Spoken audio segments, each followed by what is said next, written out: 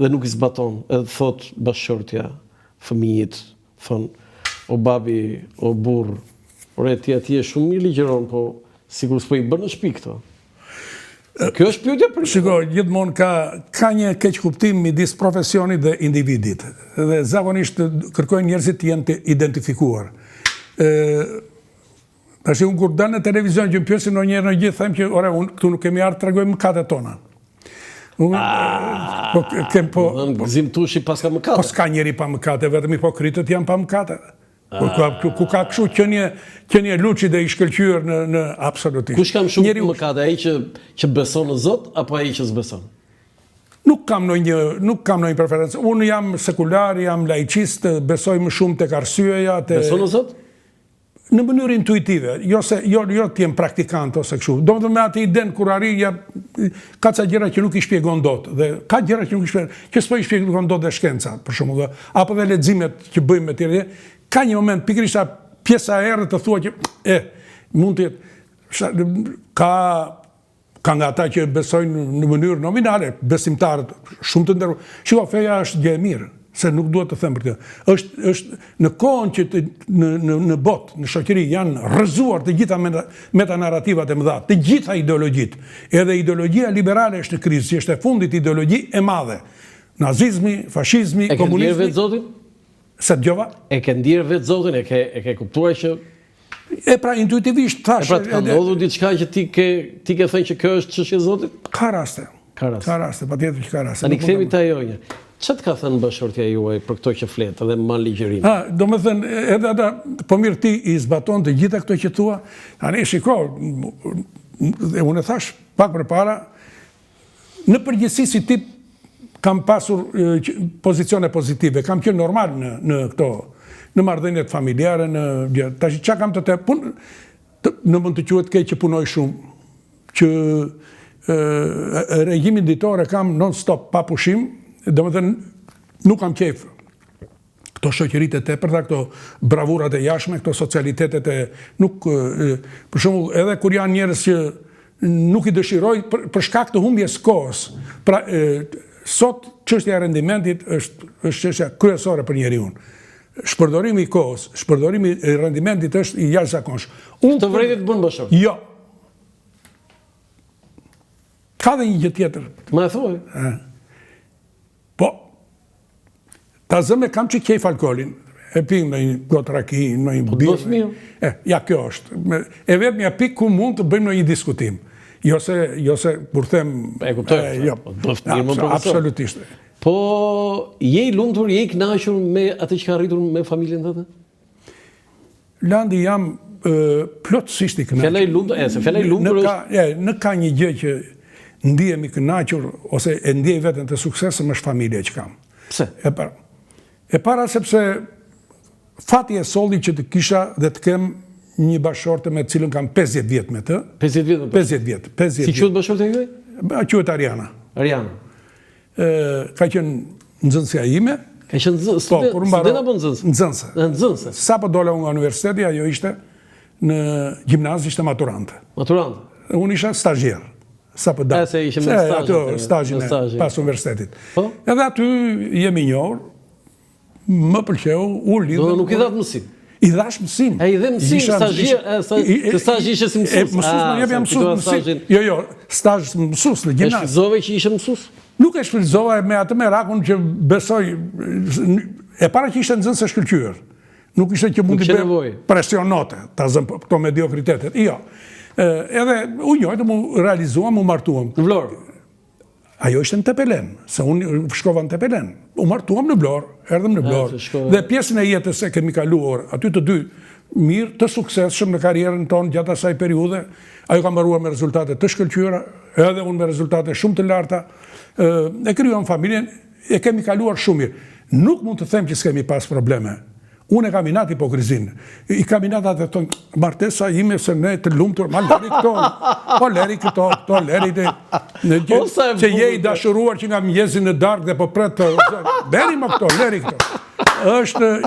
Martesa është i plebishit i përditshëm. Dhe kërkon marrëveshje të përditshme, kërkon kompromis, tolerancë, marrëveshje, kërkon të zgjidhësh grindjen. Çështja është çështja është, pse prishen sot? Jo pse ka konflikte, se konflikte do ketë. Ore, të jetosh me tjetrin, filozofikisht, bashorti është tjetri. Dhe ka dy gjëra, duhet të lënë diçka nga beqaria e tyre, pra nga ajo, sepse e di pse prishen ta, sepse të dy palët vinë me bagazhin e tyre të beqarisë. Dhe se cili prej tyre kërkon të ketë identitetin e pa cënushëm. Kjo krijon përplasje, dhe përplasja sjell konflikt dhe konflikti sjell divorc. Pra do të thotë që këto dy duhet lubrifikojnë.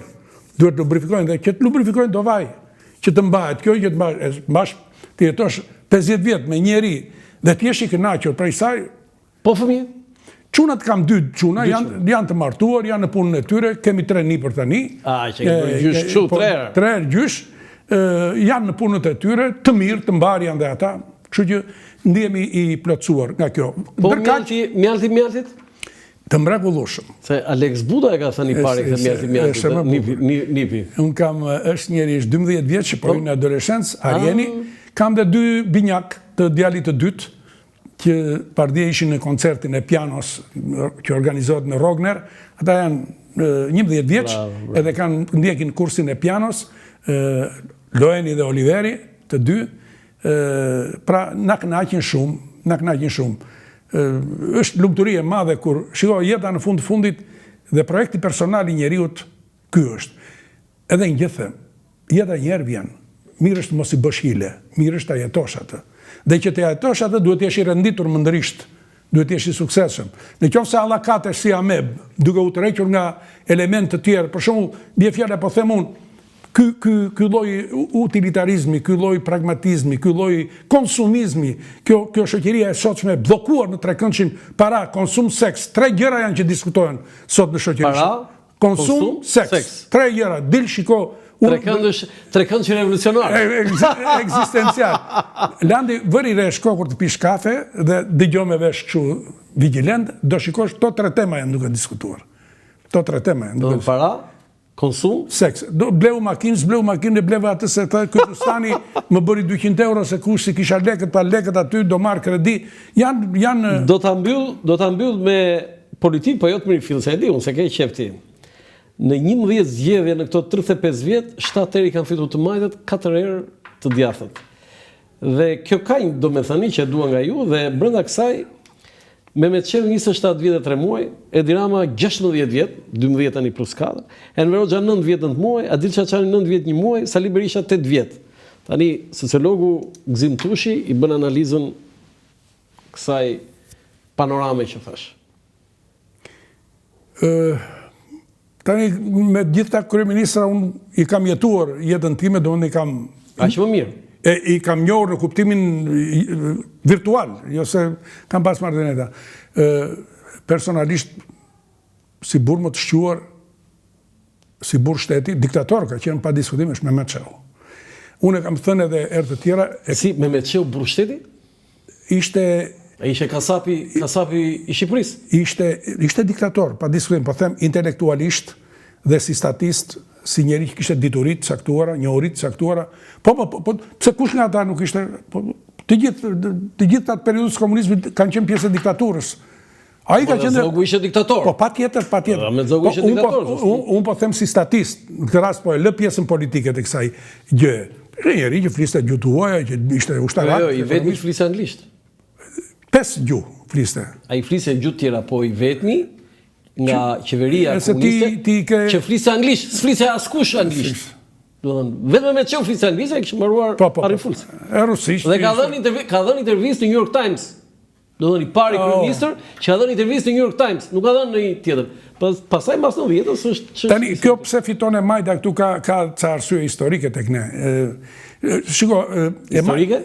Ka dhe historike se vim nga një periudhë. Trashëgimi i periudhës komuniste. Absolutisht, edhe zakonisht to tingujt social, këto qoftë dhe eufemist, kështu që ne ne votojmë, jemi populli majt? Po në qoftë se do ta shikojmë me zgjedhjet dhe me votimet, kaja duket të është evidente. Ka votuar mirë populli shqiptar? Populli nuk gabon kur voton. Voton sipas mendjes që ka. Bertolt Brecht e bën me faj popullin. Populli gjerman e bëri me faj.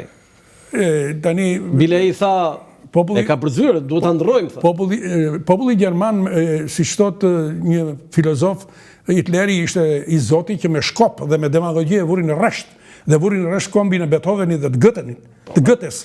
Një komb që e mori, e militarizoi dhe e vuri që të bënte kasapanën më të madhe në botë.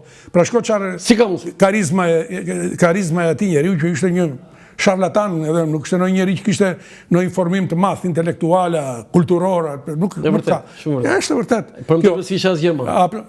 Po plus që ishte. Dhe ai e vuri, po kështu po vim të periudha Enver Hoxhës, nuk ishte një njeri me pa në një karierë të suksesme. Diplom nuk ishte? Pa, tash një njeri që s'merr provime në universitet tani drejt që e mori, unë nuk e duam të. E kam kështu, nuk mori dot. Vinte vërdall, ishte i Zotit, makiavelist. Nuk ka rëndësi, nuk ka rëndësi qëllimi, nuk ka rëndësi mjeti, rëndësi ka qëllimi.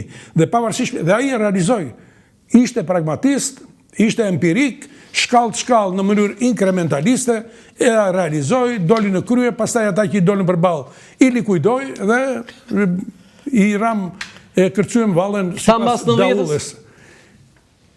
Mendoj që pas 90-s në fakt, Landi, gjithmonë vlerësimi për figurat historike bëhet ka është teoria e distancës. Gjërat që në distancë. Megjithatë, unë do guxoj të them që çfarë kryeministri është Edi Rama. Mua më duket që nuk dua që të merret as për elozh, as për gjë, e konsideroj jo pa të meta sigurisht, por me një koncept ndryshues të jetës shoqërore, të jetës urbane në Shqipëri, ka merita pa diskutim, shumë gjëra janë përmirësuar.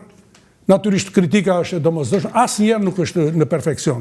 Dhe fakti që u votua në mënyrë dërmuese pas një mandati të katërt përnder Koli në Gjermani, Merkeli në Gjermani edhe Edi Rama kanë mundur që të sigurojnë këto mandate. Dhe siç po duket, përsëri se të gjithë patëm dyshime do ketë ndonjë manipulim, vjedhje votash e nuk do ligjë. Jo, ky ka qenë një vullnet vërtet. Ju votuat për Partinë Socialiste në 11 Po vota është sekrete. Unë thash për partinë, pastaj për emrin aty, se kishte dhe emër aty. Tani kryetari i Partisë Socialiste në Vlorë nuk mund të votojë për Partinë Demokratike. Kam përshtypjen unë. Me qenë që ti mi zbulove petkat po. Ke votuar Partinë Socialiste? Patjetër. Por një emër të veçantë? Nuk e mbaj mend tani. Nuk e mbaj mend. Nëse ka rëndësi që ka shkuar për Partinë Socialiste vota. Profesor Gzim Tushit, falenderoj për këtë bisedë që kishte shumë element që i ke thënë për herë të parë. Faleminderit. Landi dhe urim edhe ty. Të nderuar teleshikues, ky është emisioni im për sot nga Ora Lançafoku, mirupafshim.